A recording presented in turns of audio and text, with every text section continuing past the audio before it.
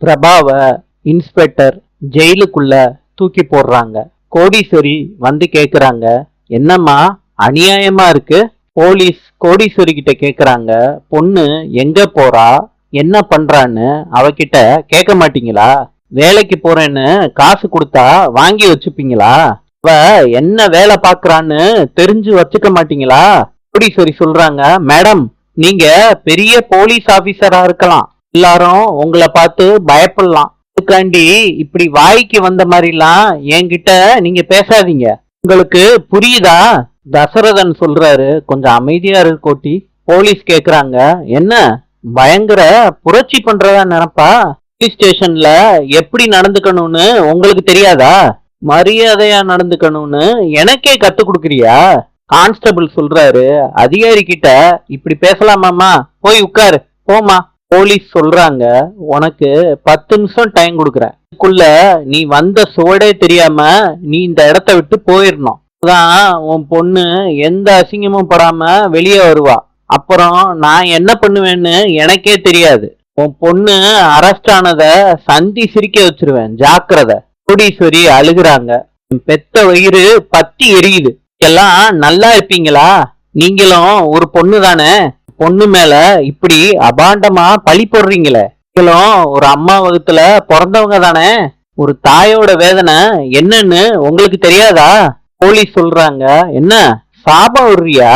தொலைச்சிருவேன் தொலைச்சு. கோடீஸ்வரிய புடிச்சு தள்ளி விடுறாங்க. கோடீஸ்வரி விழுகுறாங்க. தசரதன் கோடீஸ்வரிய ஆறுதல் படுத்துறாங்க.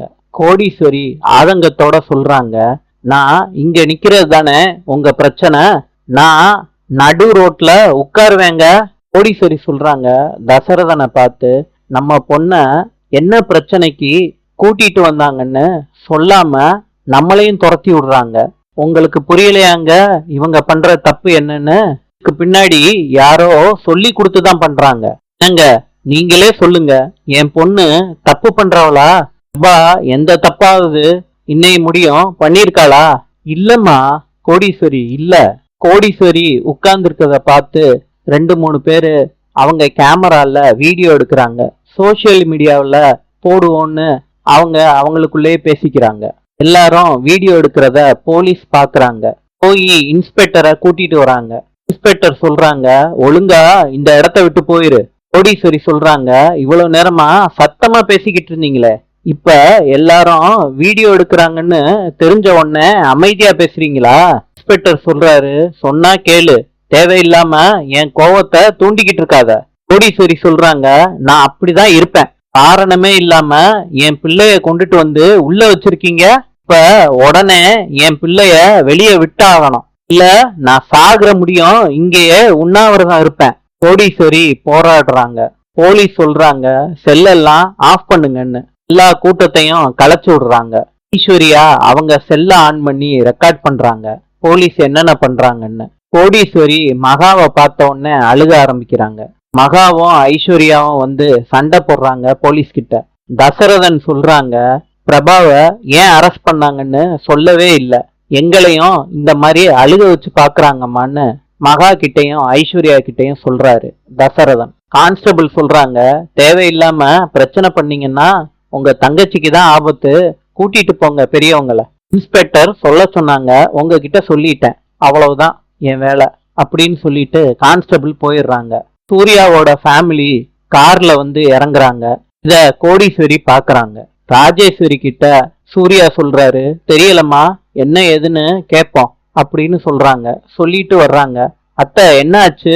மாப்பிள்ள பிரபாவை அரெஸ்ட் பண்ணிருக்காங்க மாப்பிள்ள, என்னன்னு கேட்டா சொல்ல மாட்டேறாங்க.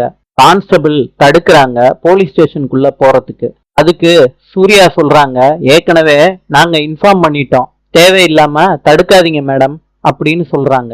கான்ஸ்டபிளும் அலோவ் பண்றாங்க. இன்ஸ்பெக்டர் கேக்குறாங்க, கான்ஸ்டபிள் என்ன பண்ணிக்கிட்டு இருக்கீங்க, இவ்வளவு பேரு போலீஸ் ஸ்டேஷனுக்குள்ள வர்றாங்க? தாத்தா சொல்றாங்க, யாரு என்னன்னு தெரிஞ்சுக்காம மரியாதை இல்லாம பேசாதீங்கம்மா, அங்க விபி ஜுவல்லர்ஸோட ஃபேமிலி, எங்க வீட்டு பையனை புடிச்சிட்டு வந்தா என்ன ஏதுன்னு கேட்காம இருப்போமாமா? பிரபா மாமா மாமான்னு கத்துறாங்க ஜெயில இருந்துகிட்டு. கோடீஸ்வரியும் தசரதனும் அழுதுகிட்டு பிரபா கிட்ட கேக்குறாங்க. இன்ஸ்பெக்டர் சொல்றாங்க, சார் நாங்க கம்ப்ளைண்ட் வராம எதுவுமே பண்ண மாட்டோம். இவங்க 2 பேரு மேல கம்ப்ளைண்ட் வந்ததுனாலதான் அரெஸ்ட் பண்ணி கூட்டிட்டு வந்திருக்கோம். மகா கேக்குறாங்க, கம்ப்ளைண்ட் கொடுத்திருக்காங்கன்னு சொல்றீங்க, என்ன கம்ப்ளைண்ட், யாரு கொடுத்தா, என்ன ஏதுன்னு சொல்லவே மாட்டேறீங்களே மேடம். இன்ஸ்பெக்டர் சொல்றாங்க, சொல்றதுக்கு எனக்கே கூசுது, என்னன்னு சொல்லுன்னு நீங்களே கேக்குறீங்க. இந்த செல்லுல உட்கார்ந்துகிட்டு இருக்காரு விஜய், உங்க ஒய்ஃப் தான் விஜய் மேல டொமஸ்டிக் வயலன்ஸ் கேஸ் கொடுத்திருக்காங்க. விஜய் அவங்க ஒய்ஃப் அனாமிகாவை அடிச்சு அவங்கள துன்புறுத்தி இருக்காரு. இது அத்தனைக்கும் காரணம் அந்த பொண்ணு பிரபான்னு சொல்லியிருக்காங்க. இவங்க 2 பேத்துக்குள்ளயும் தப்பான ரிலேஷன்ஷிப் இருக்குன்னு அனாமிகா சொல்லியிருக்காங்க. எல்லாரும் கேட்டு அதிர்ச்சி ஆறாங்க. இன்ஸ்பெக்டர் கேக்குறாங்க, போதுமா, இன்னும் டீடைல்ஸ் வேணுமா உங்களுக்கு? கோடீஸ்வரியும் தசரதனும் பதறாங்க, போலீஸ திட்டுறாங்க.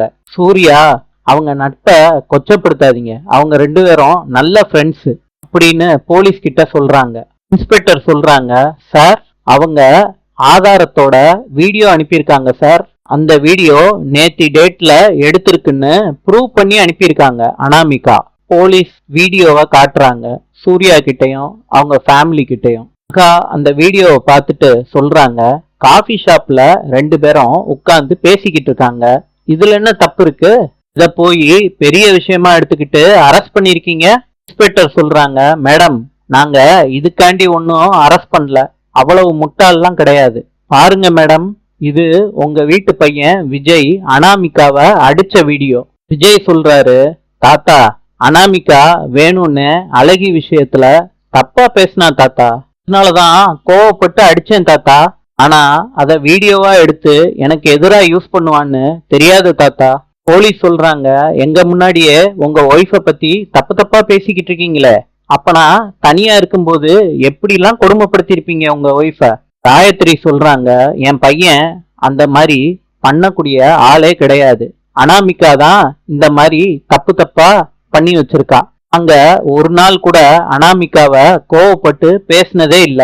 அவ கொடுத்த பொய் கம்ப்ளைண்ட வச்சுக்கிட்டு நீங்க இப்படி நடந்துக்கிறது கொஞ்சம் கூட நல்லா இல்ல மேடம். போலீஸ் சொல்றாங்க, மேடம் என் கையில ஆதாரம் இருக்கு, அதனாலதான் ஆக்ஷன் எடுத்தேன். கம்ப்ளைண்ட் கொடுத்த அனாமிகாவையே நீங்க பேச சொல்லுங்க. அப்புறம் இந்த விஷயம் மீடியாவுக்கு போச்சுன்னா உங்க 2 குடும்பத்துக்கும் தான் அசிங்கம். பாத்துக்கோங்க மேடம், நான் சொல்லிட்டேன். கேக்குறாங்க, வேற என்னமாச்சு, வழி இருக்கா மேடம்? அதுக்கு போலீஸ் சொல்றாங்க, இதை விட்டா உங்களுக்கு வேற வழியே இல்ல. அனாமிகாவே வந்து கேஸ வாபஸ் வாங்கிட்டாங்கன்னா இவங்க 2 பேரையும் வெளியே விடுறதுல எனக்கு என்ன மேடம் பிரச்சனை? போலீஸ் சொல்றாங்க, தயவு செய்து இங்க கூட்டத்தை போடாம எல்லாரும் கலைஞ்சு போயிருங்க. எதா இருந்தாலும் அனாமிகாவை வந்து பேச சொல்லுங்க. என் சைடு நான் சொல்ல வேண்டியதை சொல்லிட்டேன். தாத்தா விஜய்க்கு ஆறுதல் சொல்றாங்க. குடும்பத்துல உள்ள அத்தனை பேரும் விஜய்க்கும் பிரபாவுக்கும் ஆறுதல் சொல்றாங்க. நாளை சந்திப்போம்.